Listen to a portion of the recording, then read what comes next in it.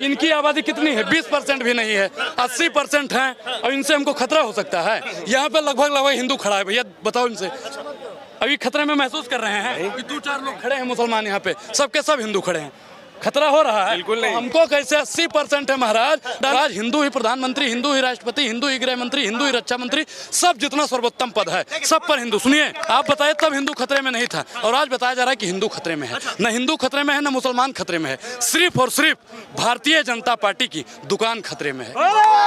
ये बड़ी अच्छी बात कही आप साहब। एक बात बताइए, आप खतरे में हैं? खतरे में हम नहीं है, देश खतरे में है। और अभी तो रुको, क्लाइमैक्स अभी बाकी है। तो दोस्तों फिर से आ गए हैं एक और न्यू वीडियो के साथ। ट्रेलर देखकर आप समझ गए होंगे कि आज की वीडियो कैसी होने वाली है। जैसा कि मिथुन ने अपने हाल ही के एक बयान में मुसलमानों को मारने काटने की बात की, जिस पर अनुराग ओझा ने मिथुन और उनके समर्थकों की डिबेट में बुरी तरह बैंड बजाई है। तो वीडियो को आप लोग लास्ट तक एंजॉय कीजिए। तो चलिए बिना किसी देरी के वीडियो को शुरू करते हैं। साहब एक बात बताइए, आप खतरे में हैं? खतरे में हम नहीं है, देश खतरे में है। आप खतरे में हैं कि आपका जेब खतरे में है? क्या मेन तो जेब ही खतरे में है। जेब खतरे में?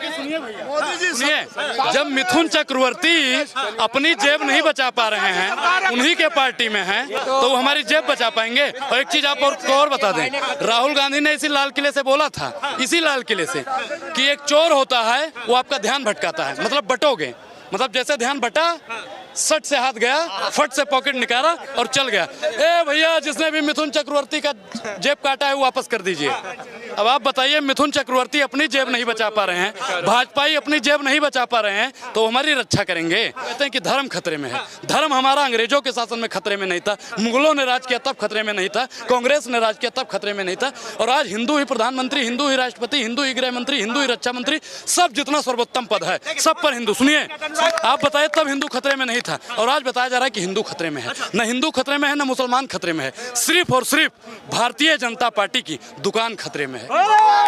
ये बड़ी अच्छी बात कही आप। और इनकी दुकान लगभग बंद हो चुकी है। इनकी 543 जो दुकान थी, 303 दुकानें इनकी बची थी, अब वो 240 बची है। और अगली बार हम लोग पूरी की पूरी इनकी दुकान बंद करवा के इस देश में मोहब्बत की दुकान खोलेंगे, जो हिंदू मुस्लिम सिख ईसाई सबको आपस में लेकर चलेगा। जो महात्मा गांधी जी कहते थे कि ईश्वर अल्लाह तेरो नाम सबको सम्मत दे भगवान, रघुपति राघव राजा राम पतित पावन सीताराम। भाई साहब बहुत अच्छी बात कही, क्या कहेंगे? अभी फिर से आपके पास वही सवाल, क्या आपको लग रहा है कि क्या अभी भी खतरे में है? अरे कोई कहीं खतरे में नहीं है, ये इनका पॉइंट ऑफ व्यू है, इनका सोचने का वो है। ये सोच रहा है कि मैं खतरे में हूं या कोई खतरे में नहीं है। हमारे बाप दादा अंग्रेजों की हुकूमत देखे, कांग्रेसियों की हुकूमत देखे, तब वो खतरे में नहीं थे। बीजेपी की हुकूमत नहीं, और बीजेपी में तो खतरे में डाल रहे हैं बीजेपी वाले। हमारे बाबू, सुनिए, अभी हमारे बाबा 4 साल पहले मरे हैं, उन्होंने हमसे कभी नहीं कहा कि भैया हम खतरे में हैं। कौन मारा तुम्हारे बाबा को? कोई नहीं, वो कह रहे हैं जब स्वर्गीय हुए।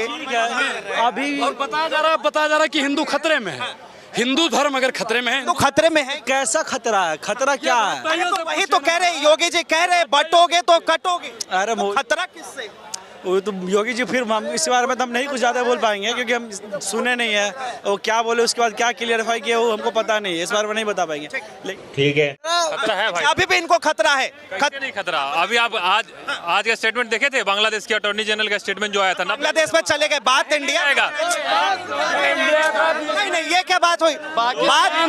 पाकिस्तान, धर्म, राम, मुसलमान, बहनी, तमाम मुद्दों पर ये उलझ के रहेंगे। जवाब बोल दिए लोग। एग्जाम्पल पे जीता है। यूरोपियन यूनियन का क्या हाल हुआ देख रहे हैं कि नहीं? जर्मनी, हाँ, यूएसए का भी हाल देख लीजिए, वहाँ जो इमिग्रेट जो लेबर सब जा रहा है उससे क्या हालत हो रहा है। वही मुसलमान खतरे में नहीं, पता है वहाँ इकोनॉमी को बढ़ाया कैसे जाए। अब यहाँ हिंदू खतरे में, मुसलमान, इनकी आबादी कितनी है? 20% भी नहीं है, 80% है और इनसे हमको खतरा हो सकता है। यहाँ पे लगभग हिंदू खड़ा है। भैया बताओ इनसे, अभी खतरे में महसूस कर रहे हैं कि 2-4 लोग खड़े हैं मुसलमान यहाँ पे, सबके सब हिंदू खड़े हैं, खतरा हो रहा है। बिल्कुल नहीं। हमको कैसे 80% है महाराज, डालेगा हिंदुओं को?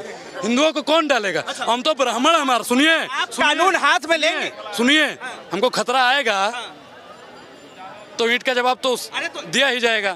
ये देश संविधान से चलता है। लोग और बता दें हम ब्राह्मण हैं और परशुराम के वंशज हैं। नहीं मान रहे थे। सुनिए, परशुराम के वंशज हैं और कहते हैं कि समझे तो समझाए दे और बताए दे ठोर, ना समझे तो ठीक है तो धक्का दे दे। और जो भी हिंदू धर्म को खतरे में डालने का काम करेगा, अनुराग ओझा उसको मुंह तोड़ नहीं, मुंह तोड़ के जवाब देगा।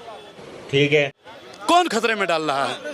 जब इनके पुरखों ने राज किया, मुगलों ने राज किया, तब हमको खतरे में नहीं थे। अकबर का सेनापति कौन था? एक मिनट आगे आइए आप आगे बीरबल आने दो भाई। बीरबल हिंदू था मुसलमान था? बीरबल हिंदू था मुसलमान था? बीरबल हिंदू था मुसलमान था? बोलिए। हाँ, हिंदू था मुसलमान ना, बताइए, आप ही बताइए। हाँ। उसको खतरा नहीं था। और आज हमको बताया जा रहा है 20% मुसलमानों से हमको खतरा है।